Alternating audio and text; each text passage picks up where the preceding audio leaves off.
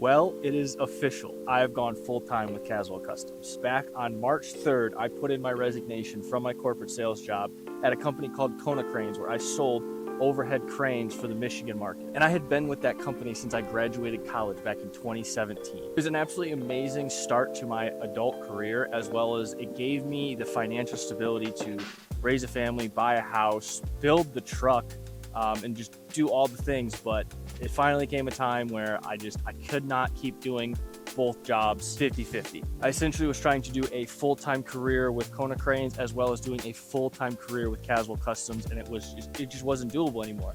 So after praying on it a whole lot and just constantly thinking about it, I finally decided it's time to make the leap and do this full-time. Now, one of the things about doing this full-time and leaving Kona Cranes is this is a company vehicle. One of the benefits of that job was I got a company car to drive around for not only work use but also personal use. And while I way preferred back when I had a truck, first a Chevy Silverado, then a Ford Ranger, my latest vehicle was this Ford Escape. But at least it had a hitch. It had a receiver that allowed me to put my carrying rack or my pit bike rack on this vehicle. And since this truck isn't back in the picture just yet, this one of the main focuses as I'm going for full time is getting this truck back on the road and out on the trails. But since it's not running, can't really rely on it to put anything. It does have a hitch receiver, but it's really not meant to tow. It's not what it's meant for. So until I get the truck back on the road, the only vehicle my wife and I are gonna have are her 2015 Jeep Grand Cherokee Limited, a vehicle that came without the trailer hitch receiver package. The thing about all the manufacturers is they make all these vehicles nearly identical,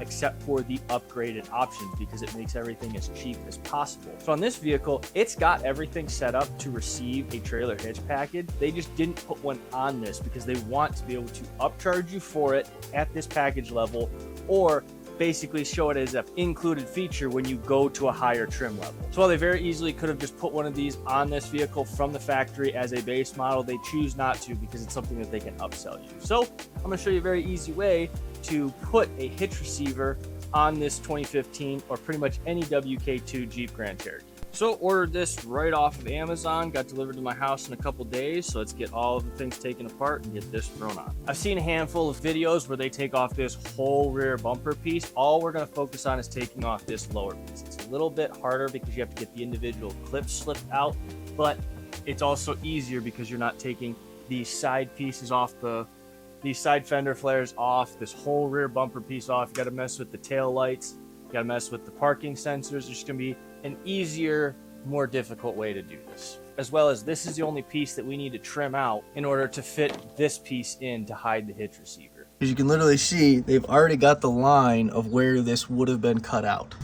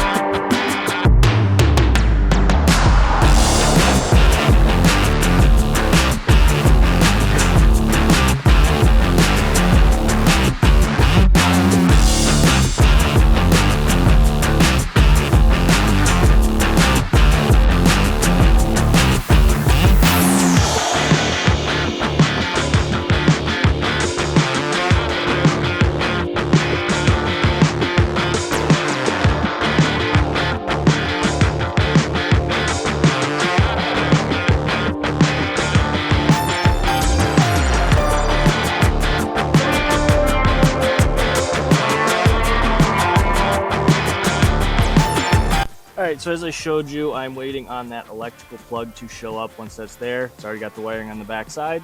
So get that plugged in. Looks absolutely factory. If you want to pick up this same hitch for your WK2 Jeep, I will have it linked down in the description.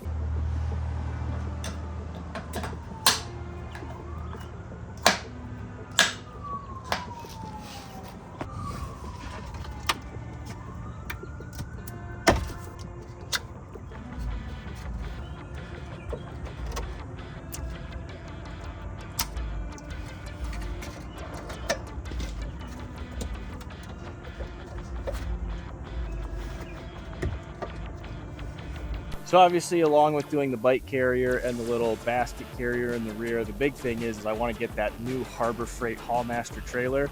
That way I can move things like my go-kart and my quad all at the same time, along with, like I said, I've got that dirt bike carrier that's buried over there, along with transporting the pit bikes once I get the big Yamaha running. So that's why I needed the hitch, because if I don't have anything with the hitch, can't really tow with the truck anyways. It's time to make that upgrade. So super easy to do. Takes a little bit of finesse. Honestly, those plastic clips are a lot easier to get out than I thought they were going to be. So that's probably the only thing holding you back. It's really not that difficult. So as I talked about at the beginning of the vehicle, a lot of my channel is dedicated to this truck. So if you're new here, please go check out some of the stuff on the build. This is a full-blown pre-runner build. It is a 2012 GMC Sierra that I've documented, I'd say, about 80% of the build on it. The last 3 years haven't really done a bunch of filming with the truck, but that is going to change here because we are about to pull this engine and rebuild it for the second time. That is all oil right there, and that is because we were getting blow-by past the pistons and getting fuel all in our oil, as well as we were getting some terrible rod knot.